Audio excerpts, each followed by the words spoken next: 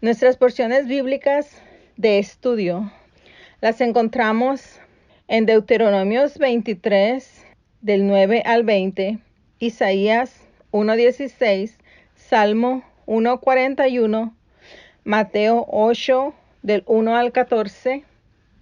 Y el tema de hoy es Ki Tetse Mahane, cuando salieres a campaña. Iniciando, amados, me enfocaré en Deuteronomios, del 23, del 9 al 14, que a la letra nos dice: Cuando salieres a campaña contra tus enemigos, te guardarás de toda cosa mala. Si hubiera en medio de ti alguno que no fuese limpio, por razón de alguna impureza acontecida de noche, saldrá fuera del campamento y no entrará en él. Pero al caer la noche se lavará con agua, y cuando se hubiese puesto el sol, podrá entrar en el campamento. Porque Jehová, tu Dios, anda en medio de tu campamento, para liberarte y para entregar a tus enemigos delante de ti. Por tanto, tu campamento ha de ser santo, para que él no vea en ti cosa inmunda y se vuelva de en pos de ti. Oremos. Jehová, nuestro Padre, agradecidos estamos por tus múltiples bendiciones y la oportunidad de disfrutar un día más en tu presencia. Que la instrucción de hoy nos sea por herramienta útil para continuar en nuestro proceso de santificación, pues anhelamos ver tu rostro. Por tu gracia y misericordia, por favor, ayúdanos. Amo Yehoshua HaMashiach. Amén. Amén. Antes de iniciar, estableceremos una premisa, suponiendo que todos nosotros sabemos que absolutamente todo lo que está escrito en la bendita palabra es para nuestra amonestación, nuestra instrucción y nuestro aprendizaje. Teniendo claro este principio en nuestra mente, analizaremos varias cosas, donde trataré de presentar este estudio con diferentes ejemplos y en primera persona, tomándonos a nosotros mismos como soldados en Mahané, como soldados en campaña. Pues si estamos acá es porque hemos conocido y aceptado el gran amor de nuestro amado Yehoshua, la misma esencia del Padre encarnado. Y hemos decidido enlistarnos en esta Mahané, en esta milicia, con nuestro amado Yehoshua como comandante en jefe de un gran ejército. Aquí en Deuteronomios 23:9 nos dice: Cuando salieres a campaña contra tus enemigos, te guardarás de toda cosa mala. Esto es una amonestación respecto a guardarnos puros y limpios, tanto física, mental, como emocional y espiritualmente. Por tanto, no debemos permitir ser fácilmente tentados a rebajar, adulterar, menospreciar o pisotear las leyes de nuestro Dios y las buenas normas de conducta, teniendo presente que la condición de pureza y santidad del pueblo de Israel ante Dios fue, es y será por todas las edades mucho más importante que cualquier cosa mundanal.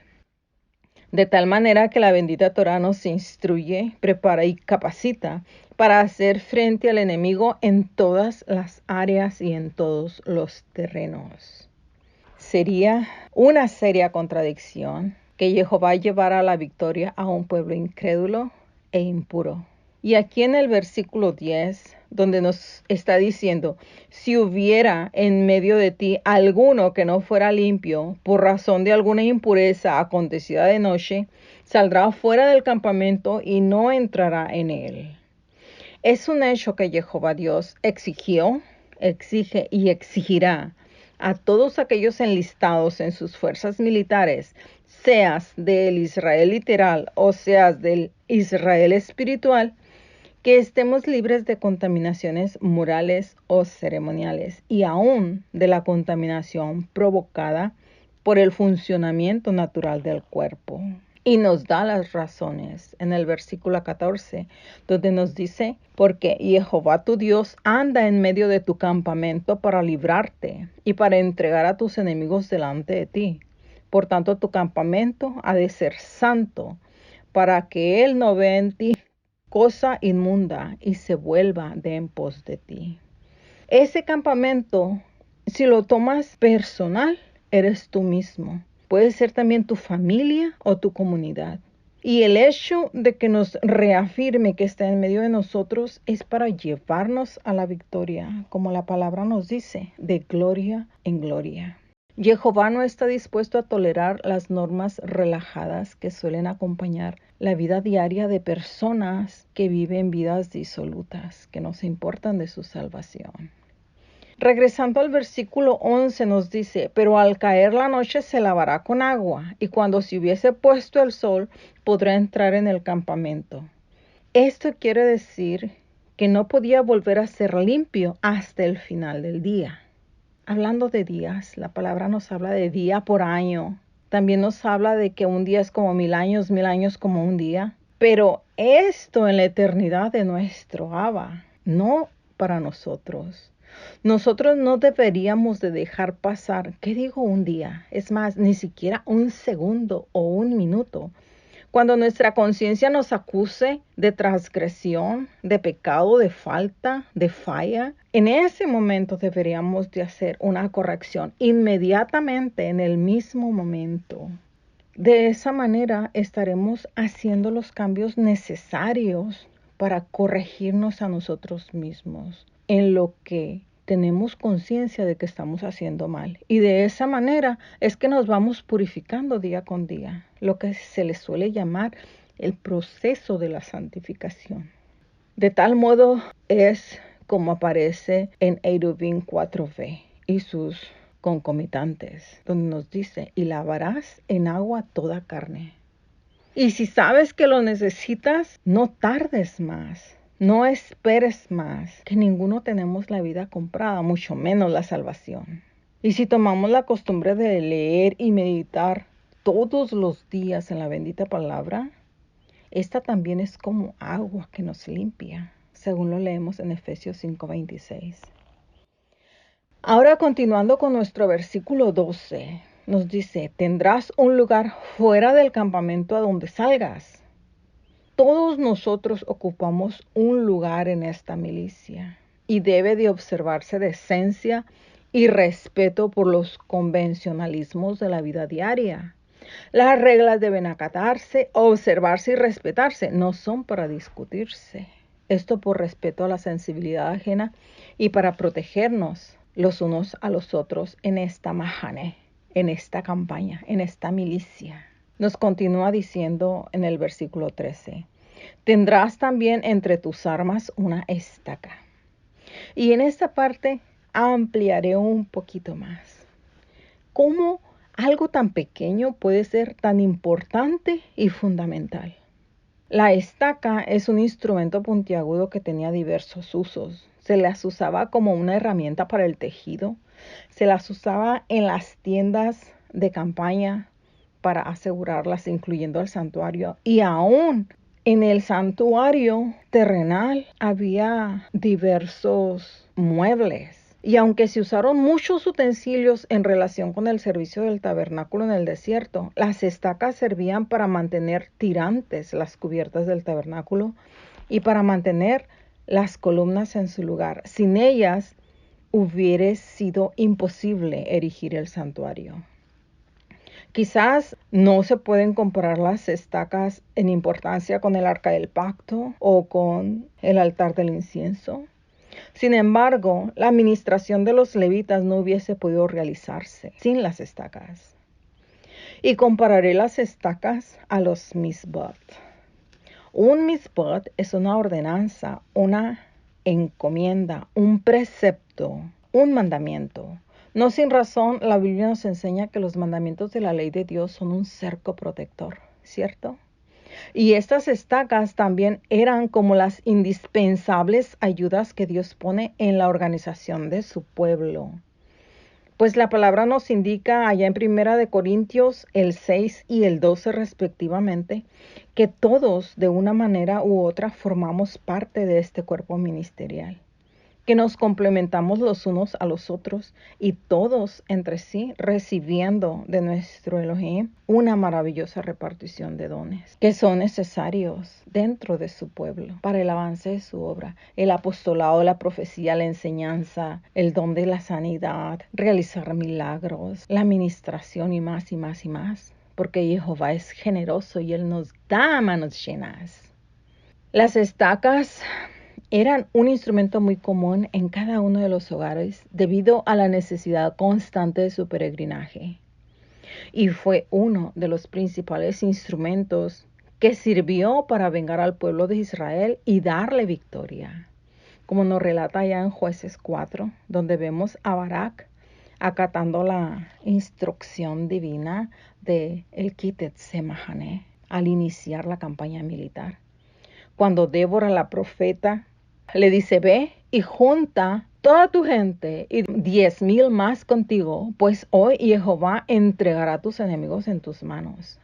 Imagínate a ese ansioso grupo de soldados de Barak llegando al campamento de Heber. Cuán atónitos deben de haber quedado cuando Jael los llevó hasta su tienda y les mostró a su enemigo, estaqueado en el suelo.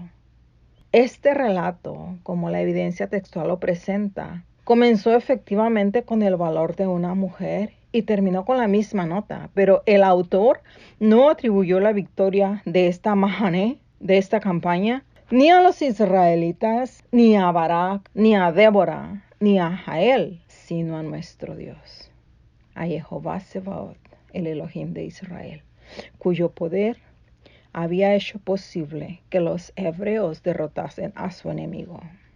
Jehová Sebaot es nuestro capitán en jefe. Él es el poderoso guerrero que nos custodia. A lo cual yo digo, ¡Amén! Y en Mateo 8 se nos relata la gran fe del centurión romano y cómo nuestro amado Yehoshua elogió esa fe. Esa clase de fe es la que necesitamos para poder reforzarnos, organizarnos y salir a cualquier tipo de mahané, a cualquier tipo de campaña militar que nos toque enfrentar en nuestro día a día. Pues a este punto todos y cada uno de nosotros recuerden que somos soldados enlistados en el ejército del Eterno. Y en el Salmo 141 tenemos una plegaria en demanda de dirección y ayuda, donde el salmista ruega a nuestro Padre Celestial que lo acepte y que preserve su pureza en todos los aspectos. Reconocer el valor de las represiones y las correcciones disciplinarias que nos hagan los justos es un correcto ticún del alma, sin olvidar que un ticún es corregirnos a nosotros mismos, es reflexionar en nuestro comportamiento y abrirnos a lidiar con los problemas de manera saludable, directa y pacífica.